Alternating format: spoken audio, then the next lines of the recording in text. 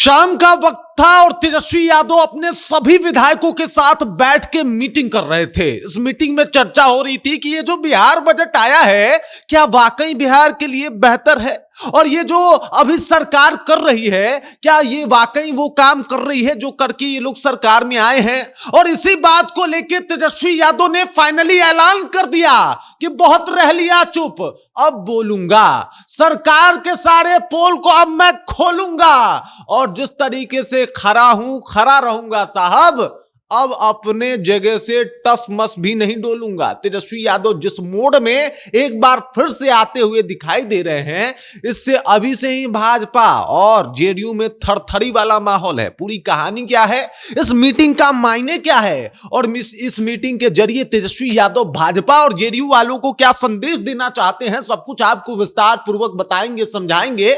लेकिन उससे पहले मेरा परिचय जान लीजिए। मेरा नाम है रजत और आप जनता जंक्शन देख रहे हैं। तेजस्वी यादव ने कहा था 100 दिन चुप रहूंगा, लेकिन तेजस्वी यादव 100 दिन चुप तब रहते जब बिहार में सब कुछ सामान्य होता। यहां पे लॉ एंड ऑर्डर जो है वो लगातार ध्वस्त हो रहा है, चीजें एकदम से खराब हो रही है। और ऐसे में तेजस्वी यादव ने कहा कि मुंह में अंगुली डाल के बुलवाना किसे कहा जाता है समझते हैं, इसे ही कहा जाता है, क्योंकि लॉ एंड ऑर्डर की व्यवस्था जो है वो खराब है और अब मुझे बोलना पड़ेगा। यहां पे लोग सुरक्षित महसूस नहीं कर रहे, अब मुझे बोलना पड़ेगा। शिक्षा और बाकी विकास का क्या हो रहा है इसका डेटा जो है लोगों के सामने आ रहा है और इन सब कुछ को देख के अब मुझे बोलना पड़ेगा। बाकायदा एक मीटिंग होती है, देख सकते हैं तेजस्वी यादव खड़े हैं और यहां पे उनके तमाम विधायक जो है वो बैठे हुए हैं। तेजस्वी यादव उनसे बातचीत कर रहे हैं, आगे का प्लान बता रहे हैं कि साहब अब चुप रह लिया हम लोगों ने, अब बोलने का वक्त आ गया है। यही है वो वक्त जब बिहार की जनता का आवाज बनना है, यही है वो वक्त जब बिहार की बातों को अब सदन में उठाना है। और अभी सदन का जो कार्रवाई है वो चल ही रहा है और इस दौरान तेजस्वी यादव अपने विधायकों से बात कर रहे हैं कि साहब कौन कौन सा मुद्दा होगा याद कर लीजिए, ये मुद्दा अब सदन में उठना चाहिए, इन बातों के ऊपर विचार होना चाहिए, क्योंकि जब तक इन लोगों को बोला नहीं जाएगा तब तक ये लोग समझेंगे कि साहब वो जो है वो बोल नहीं रहे हैं और अब जो है अब नहीं बोल रहे हैं तो इनको ही हम बोल देते हैं, इनको ही कुछ सुना देते हैं। और इस तरीके से जो है चीजें सामने आती है। देख सकते हैं यहाँ पे तमाम विधायक जो है वो बैठे हुए हैं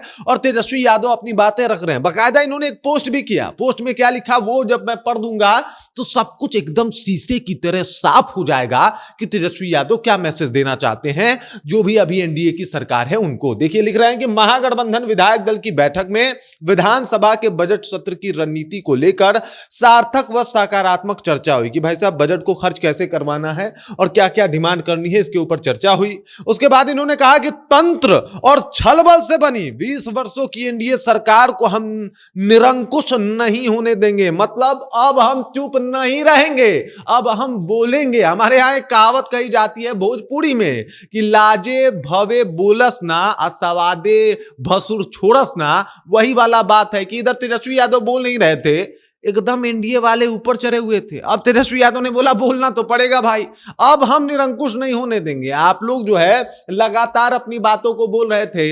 अब उसके बाद लिख रहे हैं कि विपक्ष मजबूती से गरीबी, महंगाई, बेरोजगारी, पलायन और औद्योगिक विकास जैसे जनहित के मुद्दा को लेकर सड़क से सदन तक सरकार की जवाबदेही सुनिश्चित करेगा। मतलब ये जो तमाम मुद्दे हैं इसके ऊपर सरकार से सवाल पूछे जाएंगे और सरकार को जवाब देना पड़ेगा। पूरा महागठबंधन के विधायक बैठे हुए थे, तेजस्वी यादव उनका नेतृत्व कर रहे थे और ये नेतृत्व जो है वो बता रहा है कि आगे जब सदन में कार्रवाई चलेगी तो तेजस्वी यादव सिर्फ बोलेंगे नहीं बल्कि गरजेंगे। महागठबंधन जो है वो अपने मुद्दे को बड़ी मजबूती के साथ रखेगी।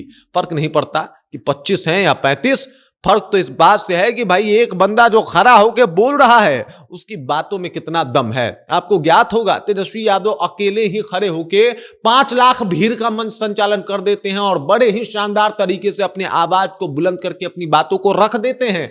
इस बात से हमेशा जो सत्ता पक्ष है वो स्तब्ध रहा है। मोदी जी एक तरफ आते थे, लोगों को बुलाया जाता था, तेजस्वी यादव पहुंचते थे, गमछा लहराते थे, पूरा जो एकदम से वो ग्राउंड होता था उसमें हरियाली छा जाती थी। बस उसी पुराने फॉर्म में लौटते हुए एक बार फिर से तेजस्वी यादव दिखाई दे रहे हैं और उन्होंने अब ऐलान भी कर दिया कि जवाबदेही तय होगी, निरंकुश नहीं होने देंगे। और ये बातें बता रही है कि साहब अब हर एक वो मुद्दा जो भाजपा और जेडीयू की कमजोरी है, हर वो एक मुद्दा जो बिहार की कमजोरी है, उसके ऊपर प्रकाश डाला जाएगा अब चूका नहीं जाएगा। बाकी तेजस्वी यादव जिस तरीके से अब वापसी कर रहे हैं, जिस तरीके से वो अपने मुद्दों को रखने वाले हैं विधानसभा में, या फिर हमेशा अपने मुद्दों को, अपने पक्षों को, बिहार वासियों को पक्ष को रखेंगे अभी सरकार के सामने, उसको आप कैसे देखते हैं? क्या इसकी आवश्यकता थी? क्या तेजस्वी यादव जिस तरीके से अभी आए हैं, थोड़ा दिन और पहले आ जाना चाहिए था? इन सब के बारे में आपका क्या ख्याल है? कमेंट कीजिए, अपना विचार हम तक पहुंचा दीजिए। बाकी आप देख रहे हैं जनता जंक्शन और मेरा नाम रजत है।